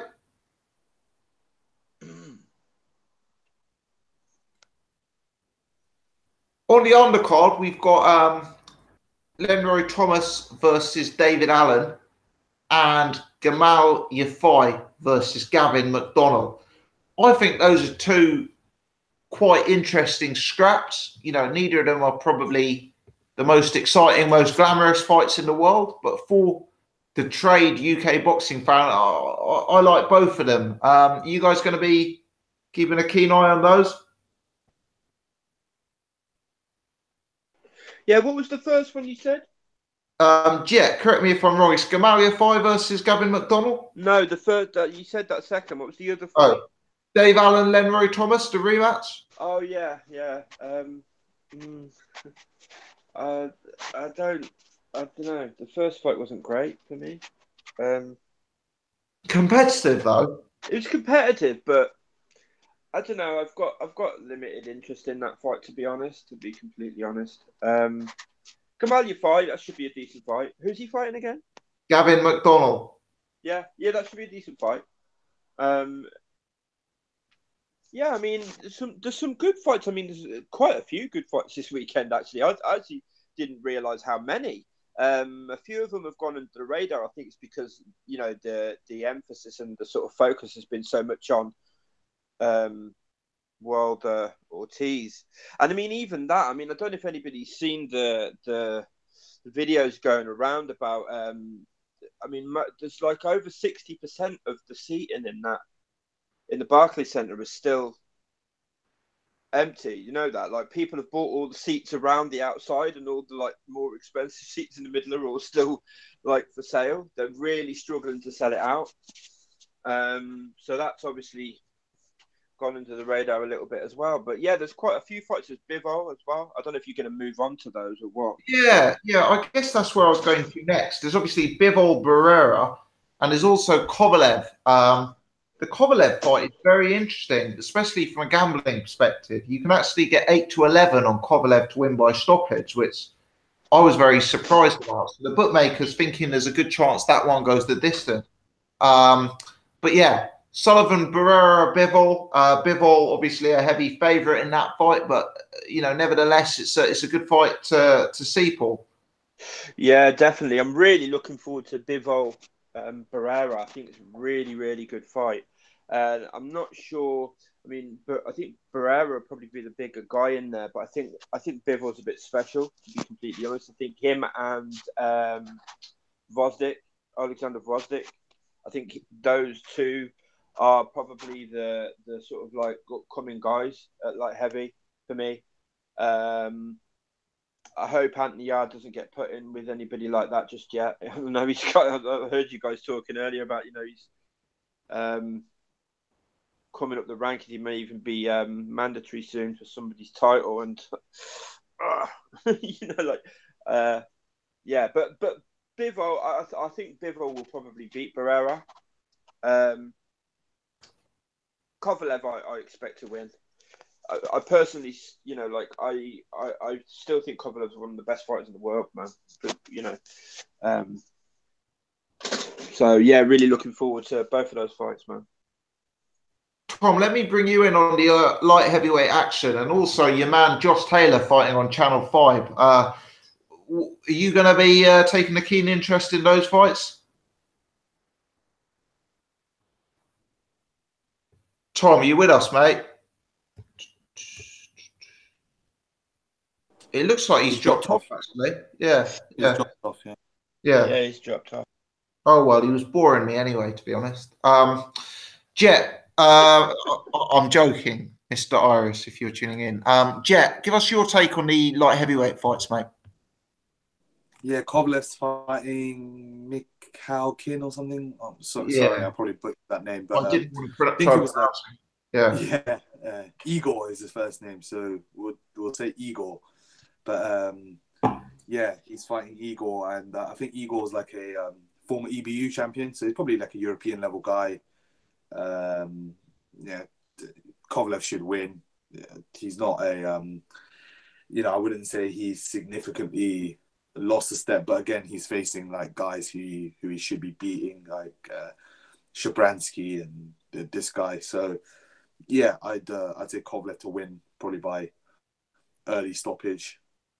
Bivol versus Barrera is a really good fight. That's a really, really, really good fight, and I think that fight is one of the best, one of the best fights of the weekend, to be honest. Thrown on the radar, I'd say a little bit, but I'd say Bivol probably wins. I think Barrera is there to be hurt. He's been dropped, I think, by one or two guys. He's a good fighter. He's a solid fighter. He comes to fight, but I think Bivol's got a little bit more. He's got a little bit more to give. I think he's got more tools in his up his arsenal. So he's a very, very solid fighter, and I think Bivol is probably one of the top fighters at 175, and I'd say he's probably going to stop Barrera maybe middle to late rounds. But yeah, did you just say up his arse? Up his up his arsenal. Oh, sorry. Not that bad. Yeah, I think he's a good fighter. Bivol's is a really, really, really good fighter. I think him and, as Paul said, Vodzik, they're probably the two guys at 175. I think Vodzik is a bit older, but they're very, very good fighters, and yeah, I think Bivol's going to win. Good stuff. Do you know anything about Josh Taylor's new opponent, Jeff? Is Winston Campos or something like That's that. the But one. Yeah, that's the one.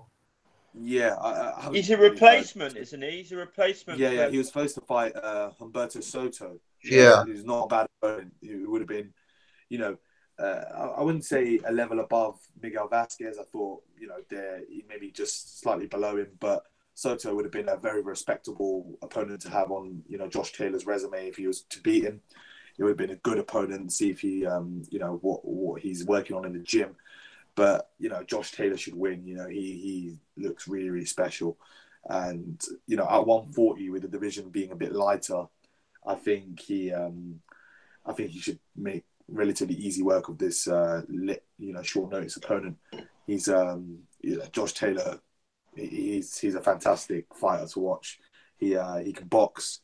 He can fight. He's got some real skills in there, and I think he should make relatively easy work of this guy. But I'd like to see him face being either like a final eliminator in his next fight, or go for maybe go for like a world title, see if there's any belts available. I think he holds a WBC International or something like that. There's a few belts sort of grabs at the minute, isn't there? Garcia's fighting Crawford. Lipinets. Yeah, Garcia's facing Lipinets for the IBF. So that's kind of tied up. The WBA, I think, is being contested by Barthélemy and Kirill Relic. So that's a fairly good fight. I think Barthélemy won. Third time. What do you mean? Haven't they already fought twice? No, they fought once, mate. They fought once. I thought they rematched. Nah, they fought once. This is the rematch. Yeah, this is the rematch. They fought and Are you sure? Yeah, I'm definitely sure, mate. Double check it. Yeah, Relic. I think Relic was robbed in that fight. I think he won. Yeah, Barthélemy got a bit of a dodgy decision, so I think this one's for the full WBA belt. This is for the vacant WBA title. Double check it. And then My bad. I don't know. I must be hallucinating here. Must be too cold in my flat. Yeah. So yeah, that's they're fighting for the thing. WBC, obviously. I think Amir Imam is fighting for that belt. I think he's fighting for that belt. So that belt's tied up. So it'd be the WBO maybe or something like that. But Terry Flanagan's fighting for that belt as well. So you know what? I think he beats Terry Flanagan. I'd expect Flanagan to beat Hooker. I think he beats Terry Flanagan. Probably beats. I think he's one of the top guys at 140. I'll be honest. So do I. I think he probably beats everybody. The only guy that potentially I think might cause him some problems would be Postol. I think he beat Postol. I think he's very, very versatile, and he'll check. You know what? With Josh Taylor, I think he adapts very well. I know people harp on about him, but his adaptability is, splendid. I think he can box, he can move, he gets on the inside fantastically well. He has a great punch selection. So really good footwork as well. His footwork and his timing. Yeah. The way he transitions from outside to inside is brilliant. He's one of the top fighters at 140. Yeah, but yeah, I'd expect him to make easy work of this guy. To be honest, it's a showcase fight. I think for him, if anything, it's more of a showcase fight. Do you know what? We're getting to the point of the podcast where I ask any other business. Let me throw one out before I go to you guys. Tom, before you do, who are you picking in the Barrera Bivol? Bivol. Yeah. Okay. Yeah. By knockout. Okay. Cool. Yeah, I just think there's a gap in boxing class there. What about yourself, Paul? Yeah. No. I think I said earlier I'm going to pick. Yeah, I think Bivol wins. I think it's a good fight. I think it will be probably competitive, but I think Bivol is probably a level above. Yeah, I like the fight. I did a video over Christmas that I called The Curious Case of Terry Flanagan, where I talked about how Terry Flanagan had really failed to make an impact, on the world scene. So I saw a video with Frank Warren this week, an interview, and he said if Terry Flanagan comes through his fight against Hooker and becomes WBO world champion, he will look to make Flanagan versus Cattrall and Flanagan versus O'Hara Davies. Now, let me put it this way. I like O'Hara Davies. I actually like Jack Cattrall. I think they're both good prospects. And I think they're both guys who could get world title fights. So I don't per se have a problem with Flanagan versus Davis or Flanagan versus, Catterall as standalone fights. But let me put it differently. There's a problem here. If Flanagan comes through against Maurice Hooker, he's going to be a 34-0 fighter who is a multi-weight division world champion. And at no point in his entire career will he have fought a fighter in the top 10 of any division. And he's now going to be fighting guys like Ahara Davis and Jack Catterall, who are more British level fighters in terms of their proven form. I mean, what is going on with Terry Flanagan? Surely, if I was him, I'd be hammering down the door asking for unifications and asking for, the big fights.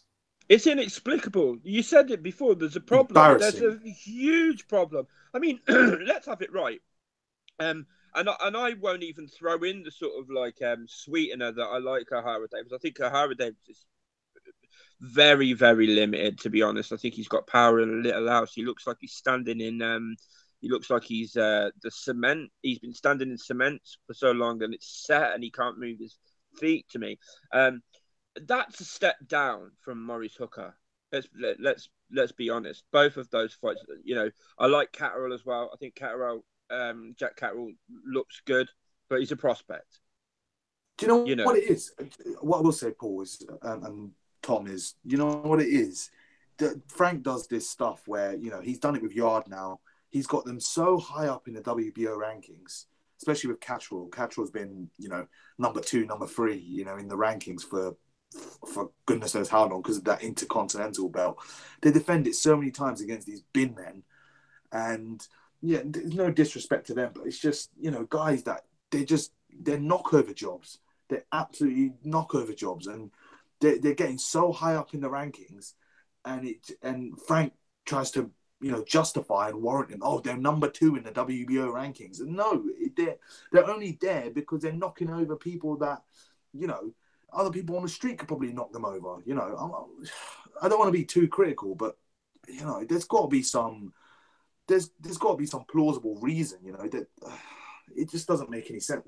I'm not saying Frank's a bad promoter or Eddie's a good promoter or Cal is a great promoter. You know what I mean? But there's got to be some sort of middle ground, and you can't put them in with Jack Catterall and Ahara Davis. There's certainly are the better opposition for Terry Flanagan to face. Terry Flanagan hasn't faced a proper live body for maybe his whole career. Probably Petrov is probably about the best. See, I do have a problem with it because Stephen Allman, even I don't know. I mean, sorry, when you've got a guy like Anthony Yarde, who he looks like he might have a bit of talent, to me, and he's climbing those rankings, and he gets to what is he in the? Is it the WBC? Is it number what? WBO. He's probably like number 3, I think. Yeah, he's probably like number 3 Yarde in the WBO, something like that. And yet he's not fought anybody sort of like above British level, has he? I mean, I'd even say the guys they're operating at Southern Area level. The guy who beat for the Southern Area title, Chris Hobbs, was it? That's probably his best opponent. Probably is. It's embarrassing. It's pathetic. I mean, so there's potentially setting a guy like Anthony Yarde up for just utter destruction. You can't go from Chris Hobbs to fucking Sergey Kovalev, or from Chris Hobbs to Dmitry Bivol. No, it's ridiculous. This is what happened with Liam Walsh. He was one of my favourite fighters, Liam Walsh. I followed him for years, and I moaned for years on this channel. Why is it another British fighter? Why is it another English fighter? Then he gets chucked straight in with Gervonta Davis, gets absolutely annihilated, and I haven't heard Liam Walsh's name recently. I haven't. And what about Bradley Skeet? Where's Bradley Skeet at the minute? He's fighting, mate. I was going to say it last week because you asked, but he's fighting for the EBU or something like that. Why is he fighting for the EBU? If he's so, do you know what Frank would do? He's very, very smart though. I'll give him that. He's very calculated. He gets him so high up in the WBO rankings. He makes sure they're not even with a live pulse. And then he'll say, oh, he beats Jeff Horn. He beats these guys because he's so high up in the rankings. Look at all the rankings. He's ranked really high. But then he'll put him in with a guy who he's supposed to beat for the EBU. It doesn't make any sense. It's I don't know. Yeah. I worry though. I don't want the Liam Walsh career to be repeated, you know, because I think that's a disappointment to the fans as much as that's what Frank. But I think Frank's setting his fighters up for the L. He's setting his fighters up for a major loss, because he's putting them in with guys that they're expected to ball over and look good against. But when they face someone with a bit of a pulse, you know, someone who could box a little bit, or someone who could punch a little bit, someone who can give them something different, not stand in front of them and just survive or just take punishment and take full-blooded punches. You know, someone who could do something a little bit out of the ordinary. Then we'll see what his prospects are about. You know, Leon Woodstock had a torrid night against, was it Craig Poxton? He won the fight, but he had a torrid night against Craig Poxton. Boy Jones Jr. against Craig Poxton. Look at that. I know I'm using the same fighter, but you know, he's put him in with someone he's got a little bit different, or he comes forward and he commits to everything he's doing, and he's almost taken a few L's there. Frank's got to be very, very, very careful, and that's the same to Eddie as well, because Ted Cheeseman was in that position. I was at the fight, and Ted Cheeseman was in a similar position against Carson Jones. Carson Jones was in shape in that fight. Ted Cheeseman, very, very, very, he would have found it very difficult to win that fight. So these guys got to be careful. They've got to match them correctly. They're not. I think they're putting them in with guys that they're supposed to beat, and then when they get an opportunity at like a world title or an interim belt or a final eliminator, they're against a guy that's going to be a completely different animal, completely different proposition to the bin men they're facing. And when it comes down to it, if they take the L, the only person they got to blame is the team. They can't put them in with someone like that without any sort of prior experience. It doesn't make any logical sense. I think Frank's in danger of sort of like this, because this looks like a bit of a pattern with him. It's a lot of his fighters this seems to be happening with at the minute. I don't know, what is he doing? Is he just trying to keep them all undefeated? What's he doing? Just trying to make money? I mean, like, I don't understand why he's doing it, to be honest. I don't know if any of you guys do. Yeah, I don't know. Do you know what? Like, it sounds like I've got a huge issue with Terry Flanagan. I really don't. But I was speaking to a few of my mates recently, and we said we'd do like a fight night together, So I'd get some of my mates round. We'd have a meal at my flat. We'd have a few pints, and we'd watch the boxing together. And somebody said, "Oh, let's do the Billy Joe Saunders card." And you know what? They asked me to make the decision because I'm the boxing one of the group of mates. And I looked down the card and I saw Flanagan Hooker as the co-main event. And I could just picture what was going to happen. It'd be 9:30 at night. We'd be 3 or 4 beers in. Everyone would be buzzing. Daniel Dubois would have just laid someone out. We'd be loving life. And then you've got Terry Flanagan over 12 rounds against Maurice Hooker. And, I could just see people falling asleep on the sofa by about 10 o'clock. And it's actually really put me off even tuning into the night's boxing. I don't know if I'm the only one feeling that way or if I'm being harsh. No, I agree. I completely agree. Who's the main event? Billy Joe? Billy Joe versus... Martin Murray. Yeah. I only want to see that fight because of Billy Joe. I don't care about Terry Flanagan. I will happily not watch his fight and then turn the coverage back on to watch Billy Joe. I don't have any interest in that guy, to be honest. He hasn't fought any. Stephen Ormond, I think, is his best opponent. Stephen Ormond. It's embarrassing. It's bullshit, man. It's bullshit. Yeah, and if we want to talk about comparing opponents, and I know comparing opponents is dangerous because, styles make fights, as the saying goes. But if we want to talk about comparing opponents, O'Hara Davis just got smashed up by Josh Taylor. Look at the job Davis did on Derry Matthews compared to the job that Terry Flanagan did on Derry Matthews. One fight apart, it really doesn't make impressive viewing, especially when you factor in like the style. But anyway, I said I'd get to any other business. I've rambled on about it myself now. But let me ask you guys: any other questions? Any other topics you want to raise before we call it a night? Nah, that's it for me. Jet, anything from your end, mate? No, I'm done, mate. I've just got one thing to say before we go. And the new. Do you know what? Let me throw one other thing in there. Right. I think Deontay Wilder will win. I'm not a Deontay Wilder fanboy. Long-time viewers will know I've been very critical on this channel of Deontay Wilder over the history. But I sincerely hope Deontay Wilder wins this fight. And I agree with some of the sentiments that have been expressed about this fight in terms of, I think Tony Bellew came out with a few sentiments, but what a terrible, terrible look it would be for boxing if Luis Ortiz won this fight. Really do hope Deontay Wilder wins. I think he will win, and I want him to win. But I agree with that. Yeah, I agree. Yeah. I think picking a fighter and wanting them to win can be very, very different things. But, on this one, they're mutually exclusive, but I'm picking the same guy who I think will win and who I want to win. Anyway, we'll wrap it up there. Can I just say before we go, was it Scott Westgarth, the guy that died? I just want to say rest in peace and commiserations to his family and stuff. Sorry for the loss on that. What was his name? Was it Scott Westgarth? Yeah. Yeah, I'm not sure what happened, but just thought I'd mention it. Yeah, fair play to you. Obviously very tragic circumstances and a horrible look for boxing. It is a very, very dangerous sport, and that was once again highlighted in the past weekend. So, yeah, well said, Paul. On that sad note, we will wrap it up for the week.